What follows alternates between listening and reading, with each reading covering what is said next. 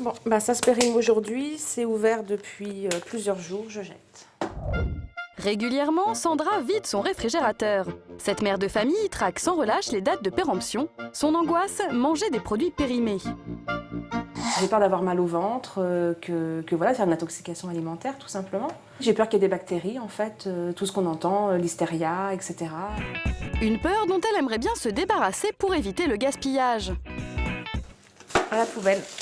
Il y a des choses que je jette, que je dois pouvoir garder et encore consommer. Donc je me pose pas mal de questions.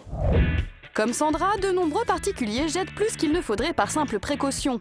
En moyenne, chaque Français produit ainsi 20 kg de déchets alimentaires par an, dont 7 kg de produits encore emballés. Alors comment éviter ce gaspillage? Doit-on toujours respecter les dates de consommation? Mais avant tout, comment sont-elles déterminées? Donc 10 cm c'est nickel. On est sur quand même 12 mm, donc on est un tout petit peu plus épais. Augustin et Chloé ne sont pas à la recherche du cookie idéal. S'ils examinent ce gâteau à la loupe, c'est pour déterminer combien de jours il peut être gardé sans perdre ses qualités gustatives. Le but du test, c'est vraiment d'être sûr que le consommateur soit satisfait tout au long de la vie du produit, qu'il l'achète en tout début de date ou en fin de date. Odeur, aspect, goût, ils passent au crible toutes les caractéristiques du cookie. On ressort très bien le sucre, le beurre et le chocolat. Le chocolat, voilà. Honnêtement, c'est vraiment très... Attends, je vais me refaire parce que c'est vraiment très très bon. Mais il n'y a pas que le goût qui détermine la date de péremption d'un produit.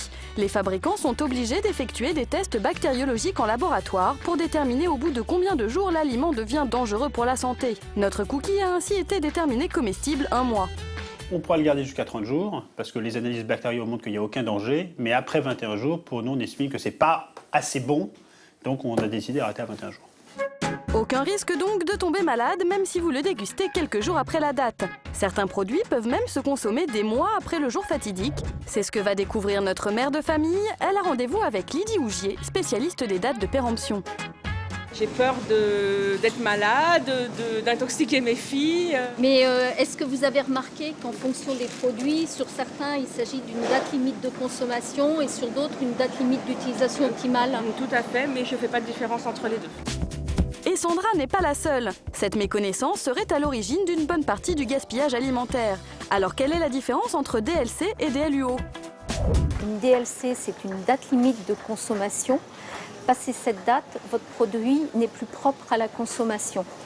La DLUO, date limite d'utilisation optimale, est une date qui, lorsqu'elle est dépassée, vous permet quand même de consommer votre produit sans risque pour la santé.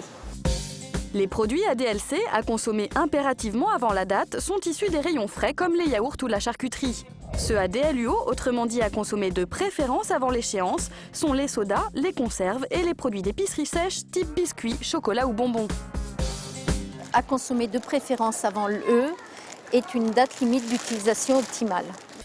Les produits soumis à une DLUO peuvent donc être consommés sans danger longtemps après leur date limite. Seul risque qu'ils aient perdu une partie de leur qualité nutritive. Mais qu'en est-il de leur goût? Pour le savoir, nous avons demandé à des passants de différencier des chocolats tout juste sortis d'usine et des chocolats dont la date est dépassée de 2 mois. Ils sont délicieux. Il n'y a pas de différence. Non, je vois pas de différence. C'est pas les mêmes. Sur ces chocolats, les passants ne voient pas de différence. Malgré tout, certaines idées reçues ont la vie dure. Ah ok, il y en avait un de périmé. Ah d'accord. Je pense qu'on a peur qu'il nous arrive quelque chose. Bon, ça dépend si c'est deux jours, après la date, ça va, mais par contre si c'est 2 mois, je le prends pas. C'est psychologique, dès que je vois la date, je suis obligée de jeter, mais je pense que si j'aurais pas la date et que je goûterais, je verrais pas de différence. Une barrière psychologique donc, parfois difficile à franchir. De son côté, notre spécialiste ne laisse pas Sandra finir ses courses sans quelques conseils pour limiter le gaspillage dès l'achat. Le fait d'avoir pris si peu, vous pensez que vous les consommerez avant que cette date arrive? Là oui. Vu la date, il n'y a pas de souci.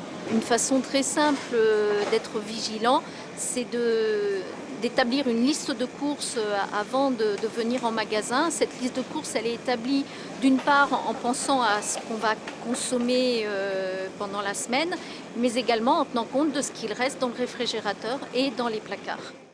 Au rayon des produits frais, mieux vaut donc éviter de voir trop grand. Privilégiez les produits secs comme les conserves qui se gardent beaucoup plus longtemps. veiller quand même à l'aspect de la boîte. Hein. Si jamais la boîte est déformée, c'est peut-être qu'elle a été stockée dans de mauvaises conditions et le produit là peut présenter des risques. Enfin, attention aux pièges. Certains produits comme la mayonnaise ou les sauces ont des dates limites lointaines, mais une fois ouverts sont à consommer très rapidement. Là encore, Lydie a une petite astuce. Pensez surtout à bien noter la date à laquelle vous avez ouvert le pot, le produit, et surtout le conserver dans de bonnes conditions au réfrigérateur. En bref, pour moins gaspiller, établissez une liste de courses détaillée, privilégiez les aliments secs, sélectionnez des boîtes de conserve en bon état et une fois chez vous, annotez les produits de leur date d'ouverture. De nombreuses bonnes résolutions que Sandra semble prête à suivre. Effectivement, maintenant, le but, c'est de les mettre en pratique dans ma vie de tous les jours, dans la vie quotidienne. Fini le gaspillage. Mais le consommateur n'est pas le seul à gaspiller. Les commerces produiraient chaque année 750 000 tonnes de déchets alimentaires. Dans ce supermarché, le directeur inspecte chaque jour minutieusement ses rayons. Ces salades, elles sont un petit peu défraîchies. Il faut les retirer du rayon. Elles sont encore consommables, mais elles ne sont pas propres à la vue du client. Pour satisfaire ses clients, Jean-Marc retire de la vente tous les fruits et légumes abîmés. Quant aux viandes et volailles emballées, elles disparaissent des rayons plusieurs jours avant leur date de péremption. Là, on est bon aussi. Celle-ci est bonne. Les produits ne sont pas retirés au dernier moment pour que les clients soient rassurés dans leur acte d'achat. C'est-à-dire que les clients savent que notre charte de retrait est 2 jours avant la date limite de consommation. Donc ils peuvent acheter en toute sécurité les produits de notre boucherie. Dans de nombreux magasins, une partie de ces produits finissent à la poubelle. Mais ici, rien n'est perdu. Qu'est-ce qu'on a aujourd'hui? Aujourd'hui, nous avons un petit peu de fruits et légumes, petites salades, concombres, aubergines, du raisin. L'enseigne donne tous ses produits encore comestibles à une association locale qui produit des repas pour les personnes en difficulté. En 2010, cela représentait 200 tonnes d'aliments, soit 50 000 déjeuners. Tous les produits qu'on récupère sont traités comme dans un restaurant. Donc en fait, quand on sert un repas, il n'y a pas de différence avec un autre restaurant ou une autre chaîne de restauration en fait.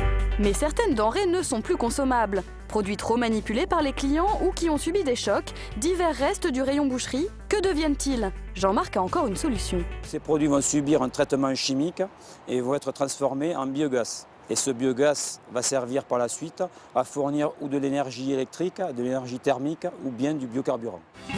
De plus en plus de magasins donnent une deuxième vie aux produits encore comestibles grâce au recyclage ou au don. Mais certaines enseignes de déstockage ont trouvé une solution beaucoup plus simple. Bon, qu'est-ce qu'on prend de beau? On va prendre du normal. Un pack. C'est quoi ça? On va en prendre 2. Quand Eric fait ses courses, il ne perd pas de temps à traquer les dates de péremption. Pourtant, dans ce magasin, on vend quelques produits aux dates limites dépassées. Celles-là, elles sont du mois d'avril 2011. Avril 2011, donc mai, juin, juillet, août, septembre, octobre, ça fait 6 mois. Mais bon, je vois pas pourquoi le jeter alors que justement c'est encore mangeable et que c'est encore bon, quoi.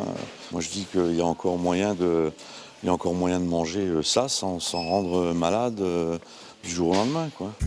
Rassurez-vous, en effet, personne dans sa famille n'est jamais tombé malade avec ces produits. Car dans ce magasin, le seul risque que prend Eric est de faire des économies. Plus l'on se rapproche de la date limite d'utilisation, et moins cher sera le produit à l'achat et donc nécessairement à la vente.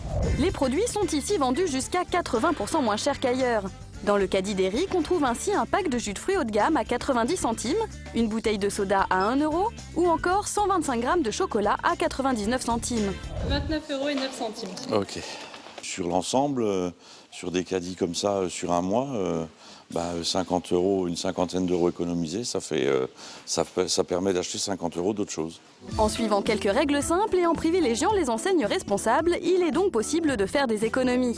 Alors pour consommer sans gaspiller, vous non plus ne vous limitez plus aux dates de péremption.